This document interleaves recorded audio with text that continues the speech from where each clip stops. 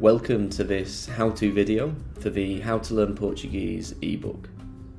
So in this video I'm going to show you how to get the most out of the ebook, and we'll also cover the fundamental principles for learning languages so that you can make a great start with learning Portuguese. So we'll start by going to the table of contents. Now you'll see here that it's very detailed. It's numbered and divided into parts, chapters, sub-chapters and sections. And this is what makes the How to Learn Languages guides in general very flexible to use. So you can use it as a follow-along from cover to cover, or you can use it as a reference tool because everything is laid out very clearly and numbered, so that in the future, should you wish to go back and check a concept about something or look for some resources, you can do so very easily. Now, before we get into the 5 key parts of the guide, I just want to quickly mention the top left here. So obviously how to use this guide, we're covering that now. Why I started How to Learn Languages is just about my experiences learning languages and how this shaped my understanding of how to learn languages and led me to create How to Learn Languages. Now you don't have to read that part, but I know that some people like to read the context of how the thing they're reading or watching has been created, so that's there in case you'd like to. And then just defining fluency, I'll go into more detail in the book for you to read, but just for now, it's worth noting that when people think of fluency, they sometimes think of being able to use a language in the way a first language speaker would, but that isn't actually fluency. That level is proficiency. Fluency is a level down. It still means being, very comfortable with the language, being able to understand, the vast majority of what you read or hear, and, being able to speak without much hesitation, that sort of thing. But it is nevertheless a level below proficiency. If you followed the CEFR, the Common European Framework of Reference for Languages, I guess it would be around the B2 level, probably high up in the B2 level, which is, widely acknowledged to be a broad level. And proficiency is C1, C2, or certainly C2 anyway. I guess people might debate about B2 and C1 in terms of fluency, proficiency, but that's a general definition of fluency anyway. Now, the guide is divided into 5 key parts. So we've got number 1, the overview.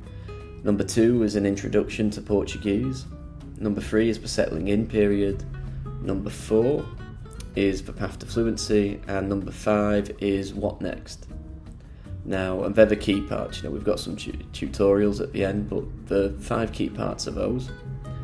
Now, we'll get into each part very shortly, but just before we do, we'll cover the fundamental principles for learning languages, not only because that will help you understand the format of the guide more and the process you'll be following, but also because it is just essential for learning languages.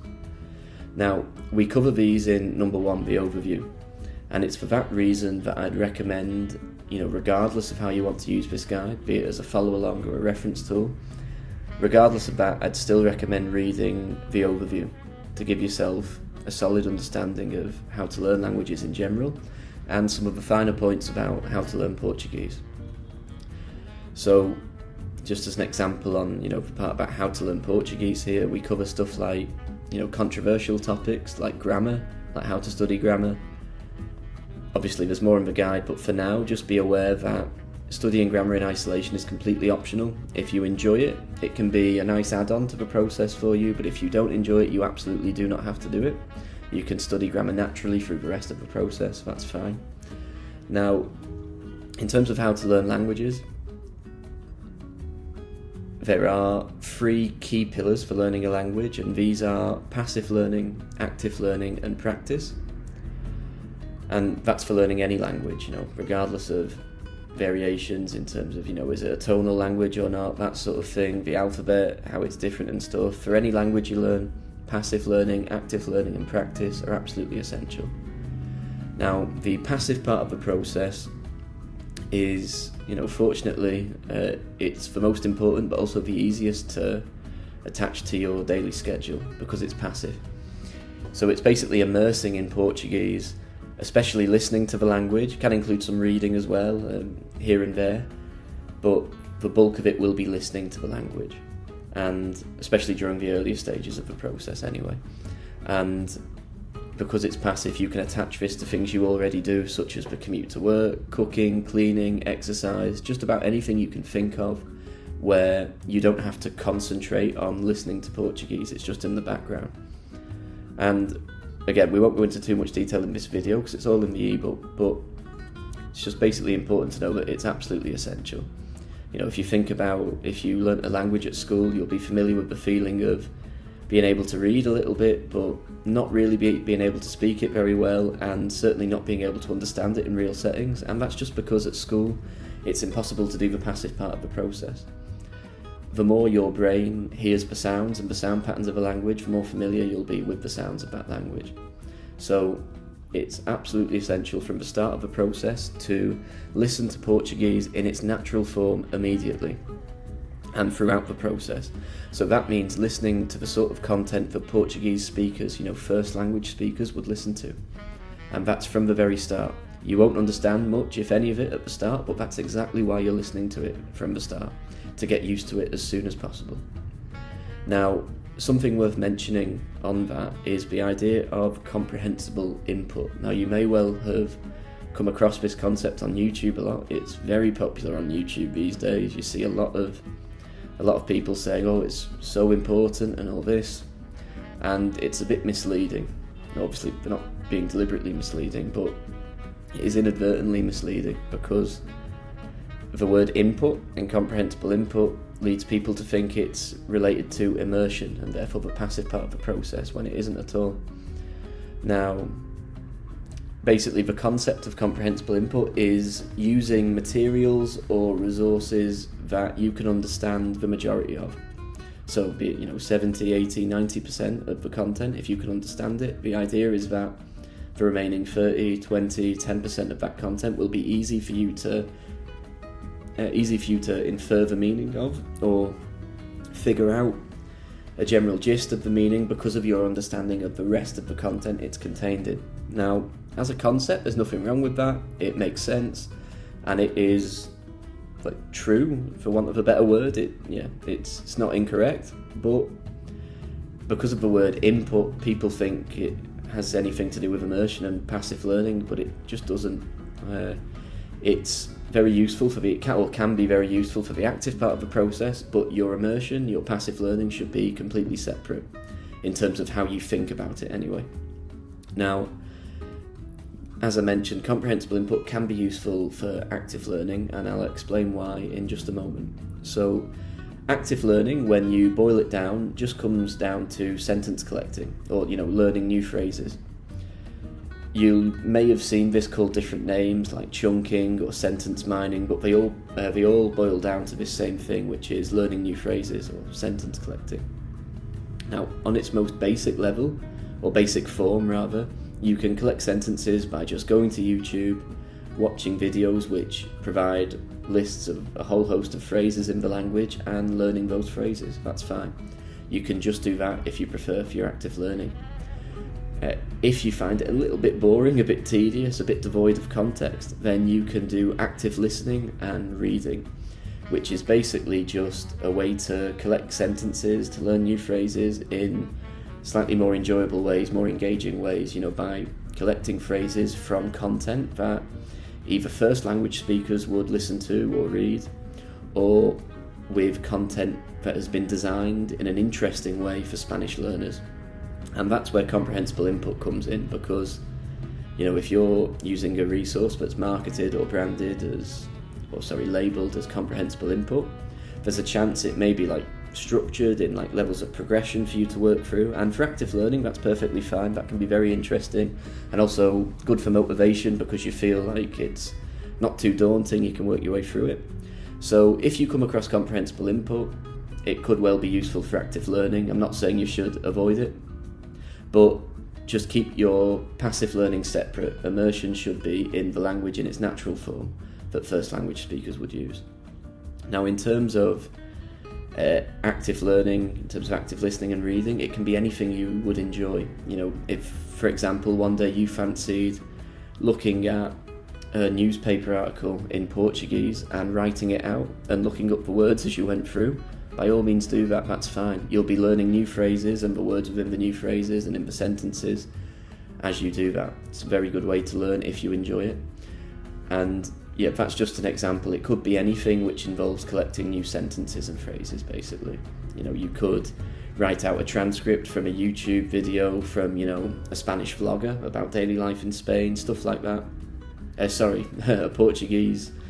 You could write out, a transcript from a YouTube video by, a Portuguese speaker's vlog about life in Portugal or Brazil or Angola or Mozambique, for example. And, just stuff like that. So you can be creative with your active learning. Just make sure that it's stuff you enjoy, about topics you care about or are interested in, and that you're collecting sentences or phrases in some way. Be it kind of subliminally by, writing out a transcript, for example, or literally by noting down the new phrases in that transcript, for example. Now, the final part of the fundamental principles for learning languages is practice. And as you can tell by the name, this is practicing with first language speakers, having conversations with them. Now, aside from, the obvious in terms of this helping you get better at having conversations in Portuguese, another thing it's really useful for is remembering what you've learned during active learning. So the new phrases you learn, you can then try them out during practice with Portuguese speakers, and this will, it means you're using the phrases you've learned, and using what you've learned is the most effective way to remember it. Now, aside from that, we also cover with active learning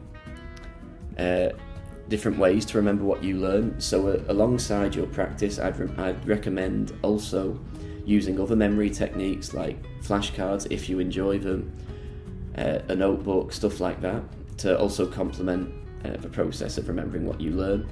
And as a further note on that, the three key parts of language learning complement each other. So for example, you might be on the commute to work one morning, immersing in, a Brazilian podcast about some topic you're interested in, and all of a sudden a word or a phrase will jump out at you that wouldn't have jumped out at you the previous day, because the night before, during your active learning, you came across that word or phrase, and now, during your immersion, it suddenly leaps out at you, and vice versa. It will happen in reverse as well, where stuff, phrases you keep noticing during immersion, when you come across them during active learning, they'll feel more familiar than they would have done.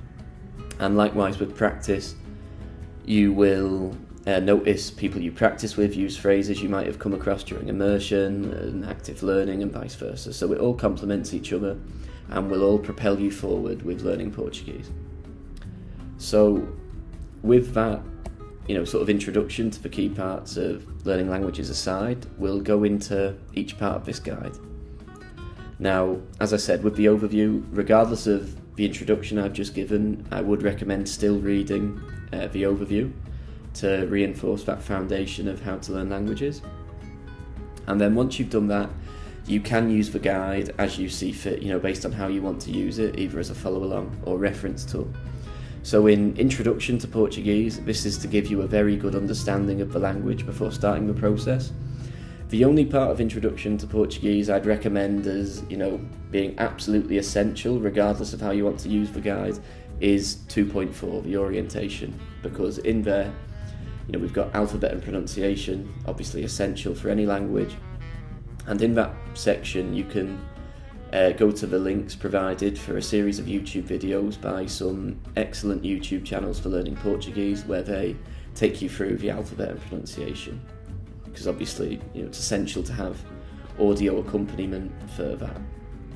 Now below that we've got the Head Start, and I'd also recommend reading this because in this section I explain to you about the huge amount of shared vocabulary between English and Portuguese.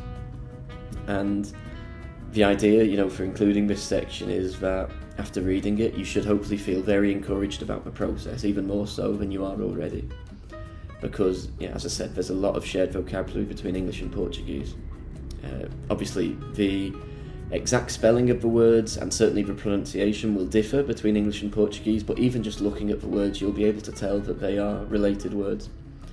So in that part I explained the different general forms of words that are common between the two languages, and I also cover, the historical reasons for that very briefly. But if you're wanting more information on that, then the history chapter here, I'd definitely recommend reading if you'd like a deeper understanding of the Portuguese language. It will, if you read it, it will enrich the process for you, because, during immersion, active learning, practice, you will notice words that, you read about in the history section, and you'll think, that's actually, a word from, another language that made its way into Portuguese during history, or, the reason the pronunciation's different in Portugal compared to, with Portuguese compared to Spanish, even though they can sound a bit similar at times or look similar, is because of the influence of Celtic in the northwest of the Iberian Peninsula. Stuff like that can really just enrich the process for you. That being said, obviously it's not essential to read it, because I'm aware that you'll be itching to get on with the whole process itself of learning Portuguese. So yeah, if you're not a big fan of reading, then obviously you don't have to read it.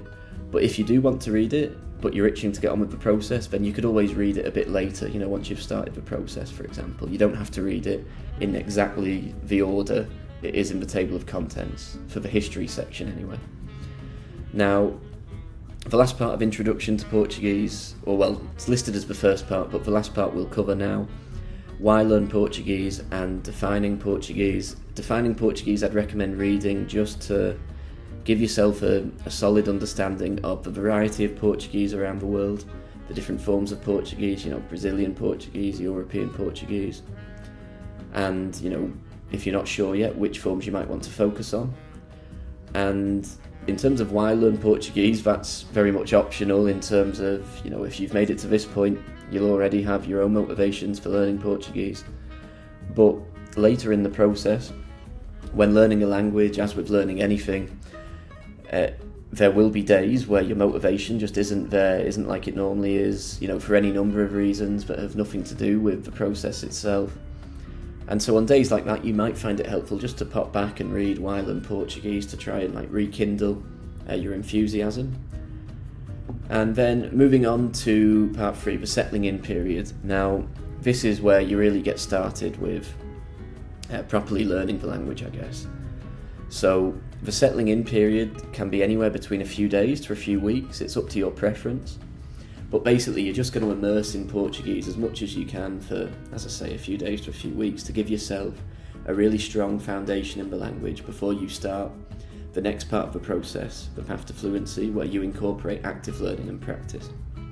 Now, with the settling in period, if you find after a few days you're just itching to get started, with the whole process, including active learning and practice, then that's absolutely fine. By all means do so. But if you're not in too much of a rush, then I definitely would recommend doing it for a few weeks if you can, just to build up that foundation even more. Because, for example, if you were to start active learning and practice right away, before say you've never really delved into Portuguese before at all, and you started active learning and practice right away, it could be a bit of a rough landing. It would all seem very unfamiliar and probably a bit overwhelming. So if you spend a few days to a few weeks just settling in, immersing in Portuguese, the alphabet and pronunciation kind of stuff will seem very familiar by the time you start practicing and actively learning, and it can just make the whole process a bit more enjoyable and less, a bit more steady in a good sense. Now, we cover here creating a routine, how to attach immersion to your day, and as we've said, it's quite easy really, fortunately. You just, attach it to stuff you already do, like your commute to work, cooking, cleaning, exercise. And then we've got here below resources for immersion. Now, we've got all sorts of resources covering all sorts of topics in here. Podcasts and radio, music, audiobooks, books, series and films, YouTube, news and articles. Now, obviously, some of these resources won't only be useful for immersion, some of them will also be useful for your active learning, but we'll cover that in just a moment. Now, as an example, if we go to the YouTube area, And we start with channels for learning Portuguese, which obviously can be very useful for active learning as well. But we've also got all sorts of topics, like here we've got vlogs, health and lifestyle, cinema and entertainment, books, booktubers, you might come across that term where people talk about reading. And so that's also obviously a great way to find more books to read in Portuguese. Current affairs and politics, history, comedy, art, science, true crime, and then we go into news after that. But these are just lots of great resources in and of themselves, but also because of the YouTube algorithm, they're great starting points. If you find a channel you like, YouTube's algorithm will realise that you're enjoying that channel and start recommending similar content in Portuguese about that topic you're interested in. So that's also very helpful. Now, just as an example, say for example you go to Instituto Socioambiental, which is a group in Brazil fighting for the rights of Indigenous communities. Say that's something you're interested in, the struggle of Indigenous communities for their rights and their land in Brazil. You can also learn about that whilst improving your Portuguese. For example, just as an example, they've got this video here.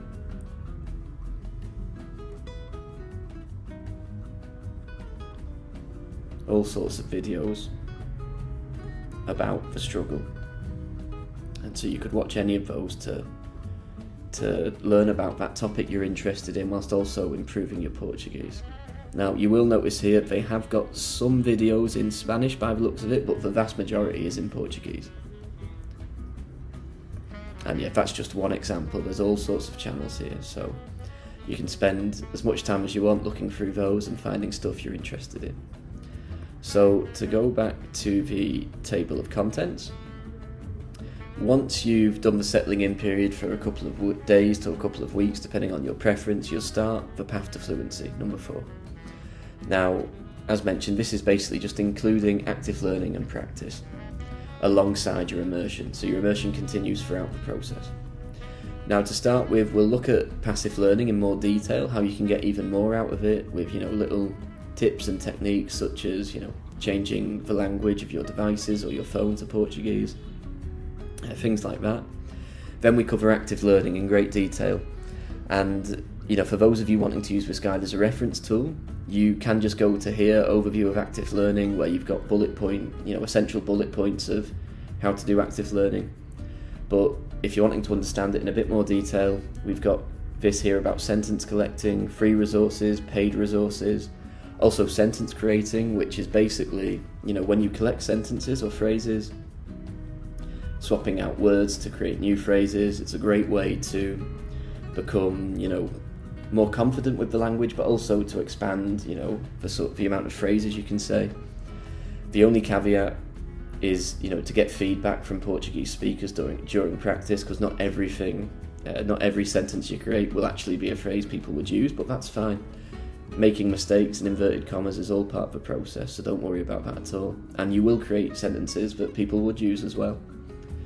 Now, we cover here the theory of active listening and reading and all sorts of, resources and mediums you can use to do so, should you wish to make sentence collecting a bit more engaging and enjoyable. Now, below here we've got how to remember what you learn, which, we mentioned previously that practice is a very effective way to remember what you learn during active learning, but I would also recommend using some of these memory techniques to go alongside it to supplement that. Now, my personal preference is to use a notebook. I used it when actively learning Vietnamese and found it really enjoyable. You can also use a diary, voice memos. Chorusing is also very useful for your pronunciation. And obviously we've got here SRS, spaced repetition systems like Anki, which are flashcards. As mentioned earlier, use those if you enjoy them, but you don't have to. They're not essential like they're made out to be on YouTube. Now, in terms of a practice chapter, we cover different ways you can practice, typed or audio, and also the apps you can use like Tandem and HelloTalk. And then the last part of the path to fluency is putting it all together. So creating your routine that includes immersion or passive learning, active learning and practice. Now, Obviously there's more detail in the guide about that, but the essential thing is to be flexible, because, you know, everyone's lives will change on a monthly, weekly, daily basis in terms of your schedule, all sorts of things cropping up here and there. So it's very important to be adaptable and flexible with your plan for learning Portuguese. Now, the reason I mention that here, because, you know, it might sound obvious at first, but it's important to go in with that sort of mindset of flexibility and adaptability, because it will be frustrating when life gets in the way of the routine you've set out for learning Portuguese. You know, you might have periods of, you know, days, weeks, even months at times where you can't focus on the language as much as you would have liked, and that is frustrating. But if you just be adaptable, be flexible, and just adjust as you can as you go, and try not to get too disheartened when that happens. You know, on a practical level, you know, as a practical example, I often, you know, I just keep, you know, an Apple note basically of what I plan to be doing, you know, with my active learning for the next couple of days, weeks, sometimes month or two, and what I'll be immersing in, that sort of thing at most. And I can just adjust that as I go, you know, be flexible with it. You will probably have seen or will see on YouTube, you know, people making very elaborate Notion templates and spreadsheets and stuff, you know, with their plan for learning a language. And, you know, there's nothing wrong with that. That's absolutely fine if you enjoy it. But, you know, all those plans people make, they will absolutely have to change them at some point, because, you know, their schedules will change and stuff. So, you know, don't worry about making really detailed plans if that's not really your cup of tea, and if, you know, if you just don't really want to do that, because you don't need to, and you'll have to change them anyway. So unless you enjoy doing that, it's not really worth doing. So that covers the crux of the process. Once you've reached fluency in Portuguese, what next? Number 5 covers how to take the language further, how to keep improving, but basically it just comes down to you know, immersing and practicing. You won't need to do much active learning, if at all, by that point. And, you know, to really go to the next level, I'd recommend learning about, you know, Portuguese culture, Brazilian culture, Angolan culture, Mozambique culture, you know, depending on what you're focusing on, and society in those countries, because it's those sorts of things that first language speakers, you know, proficient speakers have an understanding of, that separates fluency from proficiency. Now, you also have information here about getting your Portuguese level certified, should you wish to. And below that we have European Portuguese. Now, the vast majority of the resources listed prior to this in the guide cover Brazilian Portuguese, but should you wish to focus on European Portuguese, you have resources here, and also how to get your Portuguese certified in Portugal, should you wish to. Now, below this we have Indigenous languages of Brazil, should you wish to learn about the, you know, as I mentioned, the struggle of Indigenous communities for their rights and land in Brazil. And obviously their languages, any resources for learning them are going to be in Portuguese pretty much. So a nice thing about learning Portuguese is that it does enable you to learn about, you know, the linguistic diversity of Brazil, and very important issues like the rights of Indigenous groups. Now, below that we've got tutorials, so how to add audio to flashcards, should you wish to use flashcards. Overcoming challenges, I'd recommend going to that whenever you're struggling for motivation a bit, or you've had to take a break from learning Portuguese. That can help you get back in the swing of things, how to deal with it, how to not get too disheartened when that sort of thing comes up. And then how to learn 2 languages at once. That's because, you know, people often find when they learn a language, it's so enjoyable that they want to learn more, you know, learn other languages. So you can learn more about that there. And images, any of the images you see in this book, if, you know, you see somewhere and think, oh, I'd love to visit there or learn more about that place, you can find out where it is here and who took it, you know, on Unsplash. Please feel free to contact me at contact@howtolearnlanguages.info. That's my email address for How to Learn Languages. I'd be more than happy to help with any questions you've got at any time, so please feel free to let me know. And then just finally, reviews. If you enjoyed this ebook, please do let me know. I'd be delighted to hear your feedback. You can do that on the website or just email it to me. I'd be delighted to hear how you found it.